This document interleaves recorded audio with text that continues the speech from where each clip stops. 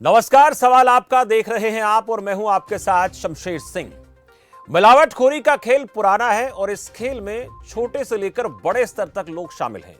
Food supply department हो या फिर ड्रग कंट्रोलर विभाग हो, कार्रवाई भी लगातार करते हैं, लेकिन उसके बाद क्या मिलावट का खेल खत्म हो पाता है? नकली दवाओं का कारोबार खत्म हो जाता है क्या?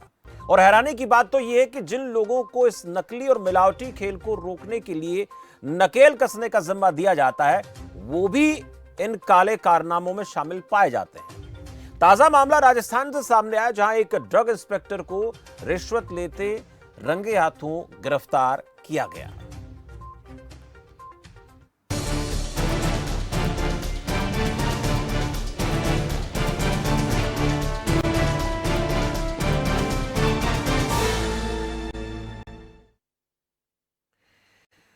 वह दूसरी तरफ हरियाणा में सीएम फ्लाइंग की तरफ से मिलावटी खाद्य सामग्री के खेल को रोकने के लिए लगातार छापेमार कार्रवाई की जा रही है।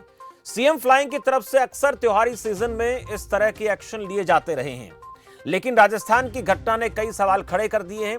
एसीबी ने शुक्रवार को जयपुर में ड्रग इंस्पेक्टर सिंधु कुमारी को 5,000 रुपए की घूस लेते हुए गिरफ्तार किया। और हैरानी की बात तो यह है कि जब एसीबी ने पूछताछ की तो उनका यह कहना था कि साहब, रुपए तो ऊपर तक देने होते हैं और नहीं तो तबादला बीकानेर जैसे जिले में कर दिया जाता है। यह कोई पहली घटना नहीं है, ऐसे मामले पहले भी सामने आते रहे जो बड़े सवालों को जन्म देते हैं। आज सवाल आपका में चर्चा इन्हीं महत्वपूर्ण सवालों पर करेंगे। पहले एक एक करके सवाल आपको दिखाते हैं, उसके बाद चर्चा में हम आगे बढ़ेंगे। मिलावट का जहर सेहत के लिए कितना बड़ा कहर है, अक्सर ये बात उठती है। नकली सामान पर नकेल, नकेल लगाने वाले ही फेल। अहम सवाल क्यों? जिसके हाथ में इंतजाम तो फिर कौन लगाएगा लगाम? जब ऐसे मामले राजस्थान से जो सामने आए ऐसे आते रहेंगे तो फिर नकेल कैसे कसी जाएगी, इतने सारे कानून होने के बावजूद भी? और आपको क्या लगता है, इस प्रकार का खेल अगर आपके आसपास कहीं चल रहा है तो आप इस मंच के जरिए आवाज उठा सकते हैं। नंबर आपकी टीवी स्क्रीन पर लगातार चलते रहेंगे। आपको ऐसा प्रतीत हो रहा है कि आपके इलाके में भी ऐसा सामान बेचा जा रहा है जो मिलावटखोरी से जुड़ा हुआ है, और अगर आपको कोई इस प्रकार की परेशानी ऐसे खाद्य पदार्थों के इस्तेमाल से या कोई दवाओं के इस्तेमाल से हुई है और आपकी आवाज को किसी ने अनसुना कर दिया, तो खबरफास्ट आपकी आवाज बनता है।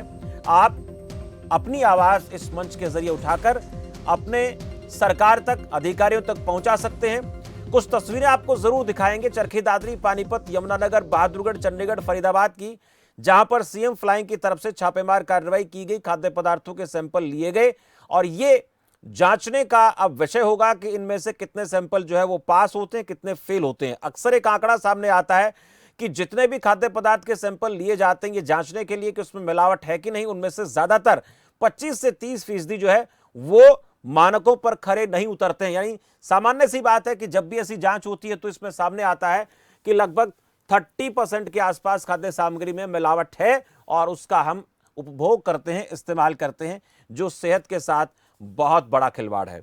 आज उसी मसले पर चर्चा कि जो मिलावटखोर है उनके खिलाफ जो कानून बने हैं वो कितने सख्त कानून हैं या उनमें और बदलाव की जरूरत है। हालांकि कुछ राज्यों की तरफ से कड़े कानून जरूर बनाए गए, लेकिन अभी भी ये उम्मीद की जाती है कि इसको लेकर एक ऐसा कड़ा कानून होना चाहिए जिससे डर पैदा होना हो, चाहे वो मिलावटखोरी करने वाले हो या फिर चाहे वो नकली दवाएं बेचने वाले हो। कोरोना संकट काल में रेमडेसिविर जैसे इंजेक्शन को लेकर, कालाबाजारी को लेकर, डुप्लीकेसी को लेकर खबरें सामने आती रही, लेकिन उसके बाद भी एक उम्मीद अभी बनी हुई है कि ऐसा कोई बड़ा कानून, सख्त कानून बनेगा क्या जिसका डर, जिसका भय इन लोगों में होगा। क्योंकि बहुत बार ये देखा गया है कि इस प्रकार के इंजेक्शन लगाने से या नकली खाद्य सामग्री का इस्तेमाल करने से लोगों की जान तक भी चली जाती है।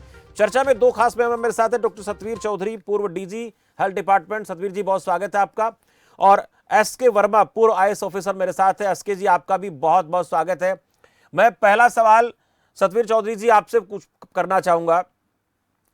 ऐसे मामले अक्सर सामने आते हैं, हम राजस्थान के जयपुर का तो एक उदाहरण के तौर पर लेकर चल रहे हैं कि वो नकली दवाएं हैं या फिर दवाओं की दुकानें हैं जहां पर इस प्रकार की छापेमार कार्रवाई ड्रग इंस्पेक्टर का एक जिम्मा होता है, कर्तव्य होता है, उनकी ड्यूटी होती है।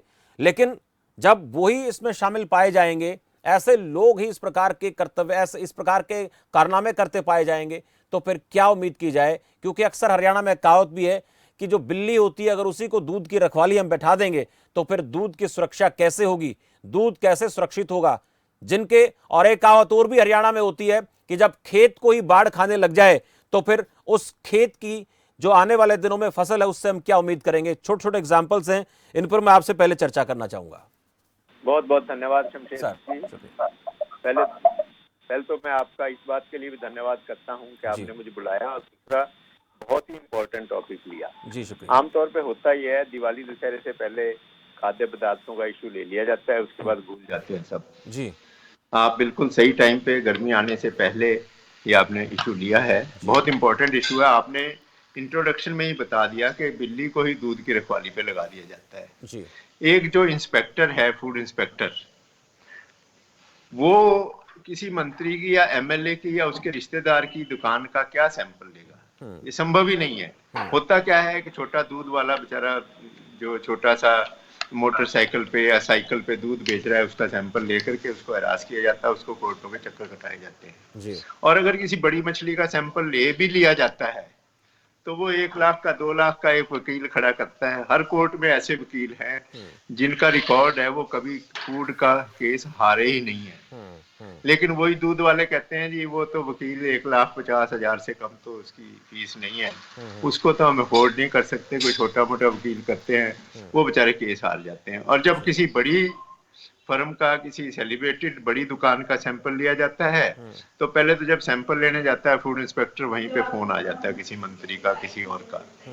तो आमतौर पे उसको या तो सैंपल लेने ही नहीं दिया जाता, या कह देते हैं जी ऐसा सैंपल ले लो चुपचाप, कोई पैक्ड सैंपल ले लिया, कोई पैक्ड मिठाई ले ली जिसमें उसका कुछ नहीं बिगड़ेगा, कोई पैक्ड कोई भी खाने की चीज जो पैक्ड है, जैसे बीकानेर भुजिया ले ली तो बीकानेर वाला जाने, कोई भी पैक ले ली, कुरकुरे का सैंपल ले लिया, कोई भी सैंपल ले लिया जो पैक्ड आ रहा है तो उसमें बेचने वाले का नुकसान नहीं होता, कंपनी का नुकसान होता है अगर उनके पास बिल है तो। एक तो ये टैक्टिक यूज की जाती है। दूसरा, उनका लेने नहीं दिया जाता सैंपल। तीसरा, अगर सैंपल ले लिया जाता है तो उसको डिस्ट्रॉय करने के लिए या पास कराने के लिए प्रेशर पड़ने शुरू हो जाते हैं। अगर ये सब होने के बाद उसका सैंपल फेल आ जाए तो एक बड़ा सा वकील वो कोर्ट में पेश कर देंगे और कुछ नहीं निकलेगा। तो ये सच्चाई है। आपने बिल्कुल अच्छा उदाहरण दिया कि बिल्ली को दूध की रखवाली पे लगा दिया जाता है और जिसने बेचारे ने, फूड इंस्पेक्टर ने सैंपल लिया होता है, उस फूड इंस्पेक्टर की चुपचाप बदली करा दी जाती है। अगला फूड इंस्पेक्टर आता है, वो सोचता है इनसे क्या पंगा लेना, उल्टा वो उसी से, जिसका सैंपल फेल आया होता है, उसी से कह के, मंत्री से कह के अपनी पोस्टिंग कराता है। और सबको पता है कि फूड इंस्पेक्टर की पोस्टिंग है या जो भी जिनको पावर है ऐसी जो पोस्टिंग है, सब पैसे लेकर के, एमएलए को पैसे देके, मंत्री को पैसे देके, जैसे आपने एक फ्रेज यूज किया था, ऊपर तक पैसे दे करके ये पोस्टिंग होती है।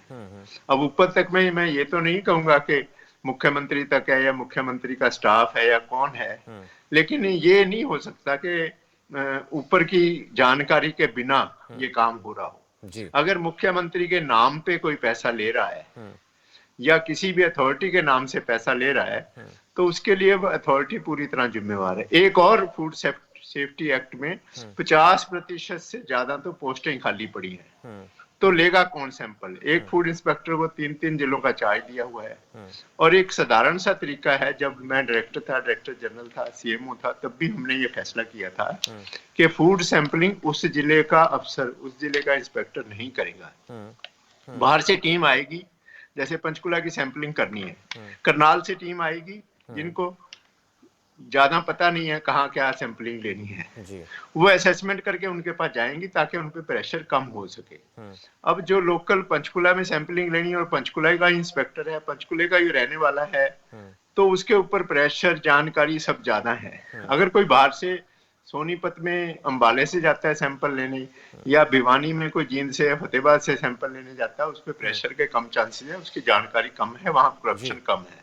और एक आम धारणा है लोगों में कि फूड इंस्पेक्टर हैं या फूड सेफ्टी के लोग हैं, उन्होंने पैसे बांधे हुए हैं। मैं ये नहीं कहता वो सच है या गलत है, इसके बारे में कोई टिप्पणी नहीं करूंगा, लेकिन ये आम धारणा है कि पैसे बांधे हुए हैं। पैसे भी कैसे बांधे हुए हैं? वो पैसे कहते हैं कि मंत्री तक जाते हैं, एमएलए तक जाते हैं, जो भी इन पावर है उस तक पैसे जाते हैं।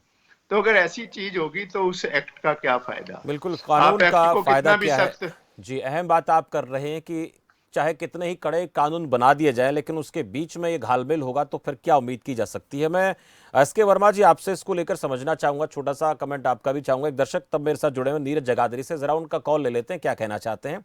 नीरज जी, स्वागत है आपका। सबसे पहले तो सर मैं आपको, आपके हर चैनल स्टाफ को मैं नमस्कार करता हूँ जी और नमस्कार। इन दोनों सर को मैं जोड़ के नमस्कार करता हूँ। मेरा सवाल आपके चैनल के माध्यम से पूरे भारत में पहुंचना चाहिए और हरियाणा में तो खासकर मैं ये चाहता हूँ कि हरियाणा के अंदर एक ऐसा नियम बने, अगर कोई भी रिश्वत लेते हैं पकड़ा जाता है तो उसको उम्र कैद हो और जितना भी पैसा उन्हें सरकारी नौकरी में कमाया है सारा पैसा उसका जब्त हो। ऐसे नियम बनने चाहिए, तब हमारा देश रिश्वतखोरी से बाहर आएगा। जी चलिए, बहुत शुक्रिया नीरज, आपने रिश्वत को लेकर सवाल उठाया। एसके जी, आपसे थोड़ा सा इस पर मैं रोशनी डालने के लिए कहूँगा कि कानूनों को लेकर बात हो रही है और सतबीर चौधरी जी एक बात कर रहे हैं कि ये इन्वॉल्वमेंट होती है। अक्सर ऐसा कहा जाता है कि पैसा ऊपर तक दिया जाता है। राजस्थान का तो एक एग्जाम्पल आया सेट, ये जिसको लेकर आज हम चर्चा भी कर रहे हैं। लेकिन ये परिस्थितियां आखिर बन क्यों रही हैं और इससे सीधे तौर पर प्रभावित कौन हो रहा है? वो एक आम आदमी, गरीब आदमी, जिसके लिए कोई भी प्रोडक्ट, कोई भी सामान मार्केट से खरीदना 100-50-200 रुपये मेहनत की कमाई से, और उसके बाद खाकर बीमार हो जाना। फिर अस्पताल में जाओ तो वहाँ पर दवाई जो मिलती है वो नकली दवाई मिलती है, उसके ऊपर भी एक्शन होना चाहिए, लेकिन वो भी डुप्लीकेसी के चलते बेचारा वहाँ पर भी मार खाता है। ये दिक्कत मिडिल क्लास के लिए, लोअर के लिए, गरीब आदमी के लिए ज़्यादा है। क्या चीज़ें होनी चाहिए और इस वक्त जो चल रहा है कानून नियम, वो कितने कारगर आपको लगते हैं? मैं इतना आवाज में थोड़ी सी इको आ रही है, इसको ठीक कर। मेरी आवाज अगर आप जी चैनल ने बड़ा सेंसिटिव इशू, मेरा अपना अनुभव ये कहता है कि जब हम लोग जिलाधिकारी या मंडलायुक्त के रूप में काम करते हैं तो ये फूड एंड ड्रग कंट्रोलिंग का जो डिपार्टमेंट है ये सबसे ज्यादा नेग्लेक्टेड डिपार्टमेंट के रूप में रहता है। जी मुझे ऐसा लगता है कि मैंने भी कभी जिलाधिकारी के रूप में फूड इंस्पेक्टर को बहुत ज्यादा इफेक्टिवली काम करते हुए नहीं देखा है। और कुछ चीजें हैं, एक तो उनको जो भी एक्ट में पावर दी गई है वो सफिशिएंट नहीं है, नंबर एक। नंबर दो, इस एक्ट में जो सजाओं का प्रावधान है, अगर कहीं सैंपलिंग ली जाती है वो फेल भी हो जाती है तो सजाओं का प्रावधान भी जो है ज्यादातर पेनल्टी बेस्ड है, वो बहुत ज्यादा है, उसमें रिगरस इम्प्रिजनमेंट की कहीं व्यवस्था नहीं है। तो इसकी वजह से इन एक्ट्स के माध्यम से जो कार्रवाई ये लोग करना चाहते हैं वो इतनी इफेक्टिव हो नहीं पाती। मेरा अपना मानना है कि इस तरह के विभाग को और सुदृढ़ करने की आवश्यकता है और जवाबदेह बनाने की आवश्यकता है। चाहे जवाबदेह वो डिपार्टमेंट के लेवल पर बनाया जाए या डिस्ट्रिक्ट मजिस्ट्रेट या डिप्टी कमिश्नर जिसको कहते हैं आपके यहाँ, उसके लेवल पे बनाया जाए। बाकी विभागों की समीक्षा हम लोग करते रहते हैं, लेकिन मैंने नहीं देखा कि मैंने अपने जीवन काल में, मैं 5 डिस्ट्रिक्ट में डिस्ट्रिक्ट मजिस्ट्रेट रहा हूँ, 3-4 मंडलों का मंडलायुक्त भी रहा हूं और विभाग का विभागाध्यक्ष भी रहा हूं, मैंने भी देखा कि इस विभाग को हम कहीं बहुत ज्यादा सीरियसली ले रहे हैं या उसकी सीरियसली समीक्षा कर रहे हैं। तो इसकी समीक्षा जवाबदेही बनाने की भी जरूरत है और इंस्पेक्टर की टीथ जिसको कहते हैं उसके दांतों को और पैना करने की जरूरत है। अदरवाइज तो ये बहुत ही खतरनाक मामला है कि अगर किसी ड्रग्स में मिलावट आती है, drug up to the mark नहीं है, या खाद्य पदार्थ में मिलावट के माध्यम से अगर लोगों के सेहत से खिलवाड़ होता है तो ये देश के लिए और मनुष्य जाति के लिए भी दोनों के लिए ही बहुत ही हानिकारक और बहुत ही खराब स्थिति उत्पन्न होती है। तो मेरा अपना मानना है कि इसमें और ध्यान देने की जरूरत है। स्टेट गवर्नमेंट के लेवल पर ये डिपार्टमेंट क्रिएटेड तो जरूर है, पर उसकी बहुत ज्यादा वैल्यू ना तो स्टेट डिपार्टमेंट महसूस करता है। और रही बात जहां तक रिश्वतखोरी की है, कि रिश्वत को हम मान लेते हैं कि रिश्वतखोरी है, करीब करीब सभी विभागों में कहीं ना कहीं देखने को मिलती है, लेकिन इस विभाग में और एक जो पेट्रोल पंप की जो सप्लाई इंस्पेक्टर जांच करते हैं उनमें मैंने देखा है, मेरा अपना अनुभव कहता है कि जब जब सैंपल लिए गए हैं, सैंपल ज्यादातर लेबोरेटरीज में जाके लोग लेबोरेटरीज को मैनेज कर लेते हैं। 3 महीने बाद रिपोर्ट आती है और पता चलता है कि वो अप टू द मार्क है। तो ये स्थितियां अच्छी नहीं है कि लेबोरेटरी को भी हमको कायदे से कंट्रोल करना चाहिए, जहां से कि चीजें जो उसके लिए भेजी जाती है जांच के लिए, जी। वो परफेक्ट जांच हो, नंबर एक। नंबर दो, केवल खाना पूर्ति, एक टारगेट दिया जाता है कि आपको 1000 सैंपल लेने हैं। टारगेट ना होके उसको ड्रग इंस्पेक्टर या सप्लाई इंस्पेक्टर या फूड इंस्पेक्टर को ये जवाबदेह बनाना पड़ेगा कि आप जो सैंपल लें ऐसी जगह से ले जहां के वो मतलब मिलावट वास्तव में हो रही है और उसकी चर्चा है दूर दूर तक। लोग बताते हैं कि भाई इस पेट्रोल पंप पे पेट्रोल अच्छा नहीं मिलता है, तो अगर आम आदमी को पता है तो इनको सप्लाई इंस्पेक्टर और ड्रग इंस्पेक्टर इनको क्यों नहीं मालूम होता है? तो ये चीजें देखने की हैं कि इसको थोड़ा सा विभाग को और सुदृढ़ करने की जरूरत है, जवाबदेह बनाने की जरूरत है, सुदृढ़ इसकी करने की परफेक्ट जरूरत है मॉनिटरिंग है। आस्के जी। और नंबर जी। नंबर्स पे ना जाके इनको जो है टारगेट ओरिएंटेड, मतलब टारगेट देना चाहिए कि जो रिजल्ट ओरिएंटेड हो, बिल्कुल, कि भैया जहां जो पॉइंट है, जिस पॉइंट पर ये खेल चल रहा है उसी पॉइंट पर काम होना चाहिए। ऐसा ना हो कि हजारों की तादाद में दुकानदारों को परेशान भी किया जाए और जांच के नाम पर सैंपलिंग करके उसके बाद लैब में चला जाए और लैब में वहां पर, जैसे आपने कहा कि वहां पर सेटिंग हो जाती है, इससे इनकार नहीं किया जा सकता। एक दर्शक है मेरे साथ, रणबीर, रोहतक से नियमित दर्शक हमारे हैं। रणबीर जी, स्वागत है आपका। शमशेर जी नमस्कार। सर नमस्कार। डॉक्टर सतवीर साहब को मेरी तरफ से बहुत बहुत धन्यवाद। मेरे बड़े भाई ये जी, और बड़ी बेबाक खुले दिल से बोलने वाले इंसान जी। देखिए शमशेर जी, हमारे देश में भ्रष्टाचार इतना बढ़ा हुआ है कि ये कभी रुक नहीं सकता, क्योंकि हमारा जो सफेद पोश है उस तक रिश्वत जाने के बाद में कोई कुछ करने वाला नहीं। अभी हमारे आईएएस साहब बैठे हैं, देखो अपने ऊपर नहीं ले जाना। हमारे कितने आईएएस आज तक अरेस्ट हुए, कितने एचसीएस अरेस्ट हुए। डिपार्टमेंट का जितना भी पैसा लूटा जाता है इन्हीं के माध्यम से लूटा जाता है। ये एक कड़वी सच्चाई है। और जो हमारे लेबोरेटरी हैं वो कितने हैं? रणबीर जी, एक बात हमें ख्याल रखना पड़ेगा, ध्यान रखना पड़ेगा कि इसमें सभी को शामिल नहीं किया जा सकता, ये भी बहुत महत्वपूर्ण है। जी जी। लेकिन बहुत कुछ सभी नहीं हो सकते, अगर सभी हो जाएंगे तो देश नहीं चलेगा। जी। ईमानदार भी हैं, ऐसी बात नहीं है, अपनी जेब से पैसा खर्चने वाले भी, गरीबों को दान भी करते हैं। लेकिन हमारे लेबोरेटरी की मात्रा है कितनी, कितने दिन में रिपोर्ट आती है? दूसरा, जितने भी त्योहार आते हैं उससे पहले शहर के नेताओं के पास में बड़ी बड़ी जो मिष्ठान भंडार वाले पहुंच जाते हैं कि आपकी कितनी मिठाई बननी है जी, ताकि कोई मिलावट आपके पहले बना देता हूँ, बाद में थोड़ा अच्छा माल नहीं बढ़ेगा। तो उनको सबको पता है कि उनकी पहले पहुंच जाती है जी। तो ये हालत हमारे ये चीजें समझने की। रणबीर जी, आपने जो सवाल उठाया बहुत महत्वपूर्ण सवाल है। मैं इसको लेकर छोटा सा कमेंट सतवीर जी से लेना चाहूंगा। शुक्रिया रणबीर जी, बातचीत के लिए अपना जो टाइम आपने निकाल कर एक और प्रकाश डाला कि नेताओं तक, मंत्रियों तक, या जो भी सफेद पोश लोग होते हैं या जिनकी राजनीति में पकड़ होती है, पहुंच होती है, उनको पहले अपने कंट्रोल में किया जाता है और उसके बाद फिर जो कुछ होता है होता रहे। सतवीर जी, बहुत अहम बात है कि पहले इन्हीं चीजों को टारगेट कर लिया जाता है कि भाई साफ सुथरी शुद्ध मिठाई आपको हम दे रहे हैं, अधिकारियों तक पहुंचा रहे हैं। अधिकारियों को पता है कि उसके बाद हमने जांच करनी है, सैंपलिंग करनी है, लेकिन वो खाना पूर्ति होती है और उसके बाद लैब तक को मैनेज कर लिया जाता है, जैसे कि एसके जी बात कर रहे हैं। ये चीजें जब तक होती रहेंगी तब तक क्या उम्मीद की जाए कि आम आदमी को साफ सुथरा स्वच्छ माहौल मिलेगा, खान पान मिलेगा, दवाइयां बेहतर मिल पाएंगी? जैसे आप भी कह रहे थे, ये सच्चाई है कि राजनेता और बड़े अफसर बहुत बार इसमें संलिप्त होते हैं। वो आपकी बात ठीक है कि बिल्ली को ही दूध का रखवाला बना दिया जाता है।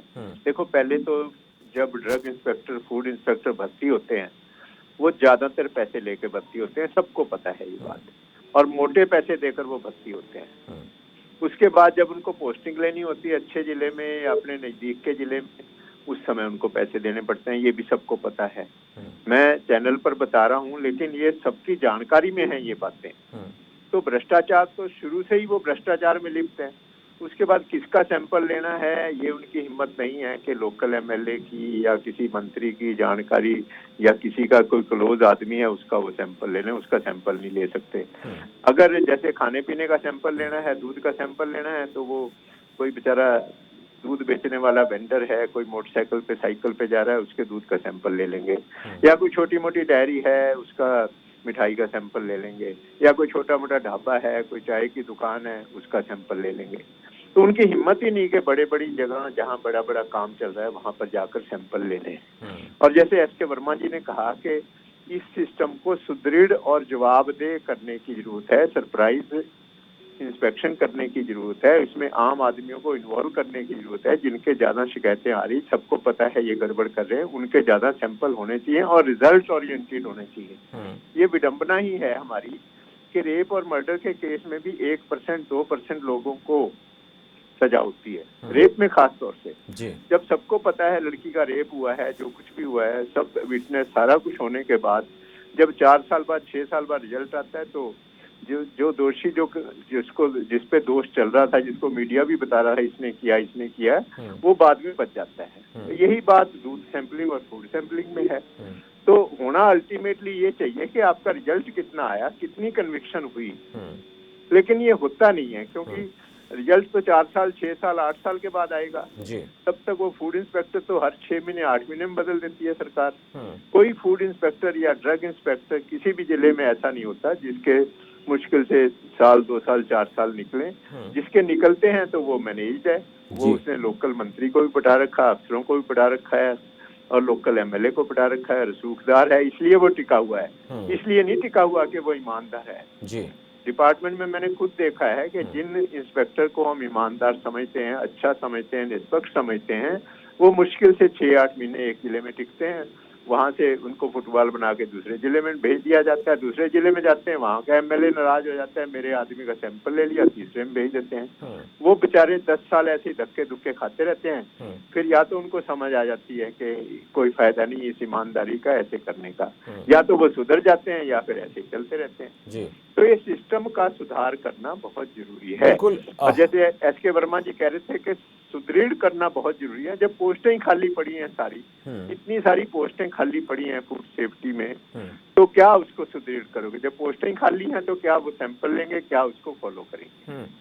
और जितने लोग इन पदों पर भर्ती हैं उनमें से ज़्यादातर की हालत क्या है वो भी आपने बताई है। एसके जी, आपसे मैं थोड़ा इस पर जानना चाहूँगा कि देखा जा रहा है कि कुछ राज्य सरकारें ज़रूर अलर्ट मोड में हैं। कुछ राज्य सरकारों ने 10 लाख रुपए तक का जुर्माना किया है, उम्र कैद तक का प्रावधान भी है, लेकिन अभी भी राज्य सरकारों को इस पर और ज़्यादा काम करने की ज़रूरत है। आपके हिसाब से समझना चाहें तो क्या ये जो कानून अब बनाए जा रहे हैं या जिन कानूनों को लागू करने की बात हो रही है वो बहुत हैं, या फिर जैसे आपने कहा कि जवाबदेही अगर तय कर दी जाए तो ही सब कुछ निपट जाएगा, बहुत ज़्यादा कानून बनाने की ज़रूरत नहीं है?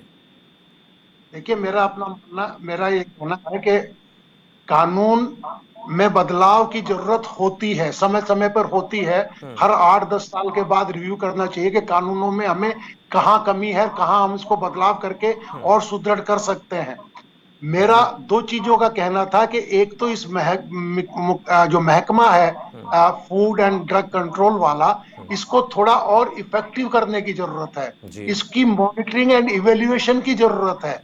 इसको हम बिल्कुल नेग्लेक्ट करके चलते हैं। ये किसी भी प्रशासनिक ढांचे में ये बिल्कुल अलग थलग पड़ा हुआ महकमा रहता है। मेरा ये कहना है कि एसडीएम के स्तर पर जब कभी बहुत ज्यादा दबाव गवर्नमेंट का आता है तब हम लोग कहते हैं कि अच्छा एसडीएम साहब के साथ जाओ और जाके छापा मारो, फलानी जगह छापा मारो, तो वो छापा तो इफेक्टिव हो जाता है जहां हम एसडीएम को अपने साथ भेजते हैं। लेकिन ड्रग इंस्पेक्टर एक रूटीन की कार्रवाई करता रहे या फूड इंस्पेक्टर एक रूटीन की कार्रवाई करता रहे और उसका एक टारगेट दे दिया जाए कि तुमको 500 सैंपल लेने हैं महीने में, तो 500 सैंपल लेता रहता है, लेकिन वो बहुत इफेक्टिव प्रक्रिया नहीं है। कानून में बदलाव समय समय पर आवश्यक होता है। मैं फिर कह रहा हूं कि इनके एक्ट में ऐसे पावर्स दी जाएं, इस तरह की व्यवस्थाएं की जाएं जिससे कि ड्रग इंस्पेक्टर या फूड इंस्पेक्टर या सप्लाई इंस्पेक्टर की टीथिंग, जिसको कहते हैं दांत, उसके और तेज हो जाए, जहां वो पकड़े कायदे से पकड़े और ये ना डरे कि ये विधायक जी का है, कि ये फलाने का है, ये ढिकाने का।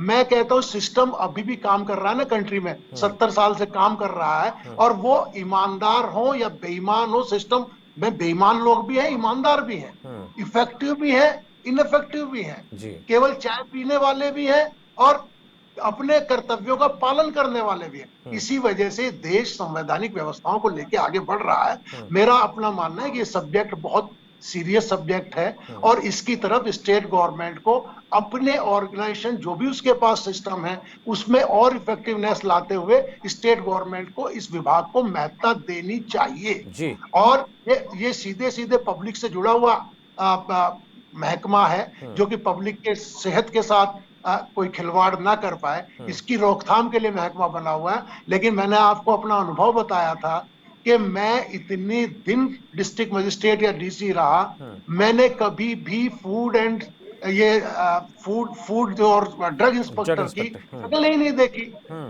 बहुत अहम बात आप कर रहे हैं कि इनकी जो एक्टिवनेस है वो ग्राउंड पर कम दिखती है, और वो तभी दिखाई देती है जब ऊपर से कोई दबाव आता है कि त्योहार आ गया है, उस वक्त आप लोगों को रिव्यू एंड मॉनिटरिंग की जरूरत है। मेरा जी, इस पर मॉनिटरिंग की जरूरत है और इसको देखने की जरूरत है। बहुत शुक्रिया डॉक्टर सतवीर जी आपका भी, और एसके जी आपका भी इस चर्चा में जुड़ने के लिए। आपने कैसे अहम मसले पर बातचीत हमारे साथ की जो लोगों की सेहत के साथ सीधे तौर पर जुड़ा हुआ है। देखिए, समझने की बात है, हालांकि देश में कुछ राज्य सरकारें ऐसी हैं जिन्होंने कड़े कानून बनाने की तरफ कदम बढ़ाया है, कुछ राज्य सरकारों ने कानून बनाए भी हैं जहां उम्र कैद की सजा का प्रावधान भी है, 10 लाख रुपए तक का जुर्माना लगाने का भी प्रावधान है। लेकिन उसके बाद भी सबसे जो अहम कड़ी है, वो चाहे फूड सेफ्टी विभाग की बात हो या फिर ड्रग कंट्रोलर डिपार्टमेंट की बात हम करें, उनको मॉनिटर करने की जरूरत है, उनकी जवाबदेही तय करने की जरूरत है। और इसके साथ साथ एक और इस चर्चा में बात निकलकर सामने आई कि जो हमारे इलाके के जनप्रतिनिधि होते हैं, वो हमारे एमएलए हैं, एमपी हैं, पार्षद हैं, या फिर जिन लोगों से हमारा वास्ता पड़ता है, जिनको हम सफेदपोश कहते हैं, राजनीतिक तौर पर जो देश को प्रदेश को चलाते हैं, उनको भी कहीं ना कहीं इस पर काम करने की जरूरत है। लोगों की सेहत के साथ खिलवाड़ करने वाला व्यक्ति कोई भी हो, किसी का भी नजदीकी क्यों ना हो, अगर उसके खिलाफ इस प्रकार का मामला कोई पाया जाता है तो उसका हित न साधकर, उसके साथ न जाकर, उसका पक्ष न लेकर उसके खिलाफ कार्रवाई करवाने में अपना योगदान दें। और जो इंस्पेक्टर होते हैं, ड्रग इंस्पेक्टर या फूड इंस्पेक्टर, उन लोगों को ईमानदारी से, समझदारी से और स्वतंत्र तौर पर काम करने दिया जाए। दबाव अगर बनाएंगे तो सीधे तौर पर आप लोगों की जो सेहत है उसके साथ खिलवाड़ कर रहे हैं। और ये प्रत्यक्ष मौत तो नहीं है, लेकिन अप्रत्यक्ष तौर पर कत्ल इसको कहा जाए तो गलत नहीं होगा, क्योंकि लगातार गलत खाद्य सामग्री खाने से लोगों की, लंबे समय तक खाने से लोगों की मौत तक हो जाती है। वहीं दूसरी तरफ अगर कोई एक्सपायरी डेट की दवा लग जाती है या फिर नकली दवा व्यक्ति को लग जाती है तो उस दौरान भी व्यक्ति की मौत हो जाती है। पर ऐसे में बचने के साधन बहुत हैं, लैब तक लोगों की पकड़ हो जाती है, वहां भी मैनेज कर लिया जाता है, ड्रग इंस्पेक्टर को मैनेज कर लिया जाता है, फूड इंस्पेक्टर को मैनेज कर लिया जाता है। सिंपल है, साधारण सी बात है कि अगर ऐसा किया जाएगा तो सीधे तौर पर हम अपने देश प्रदेश के नागरिकों की जिंदगी के साथ खिलवाड़ कर रहे हैं, और जो व्यक्ति इस प्रकार के खिलवाड़ करता है उसका देर सवेर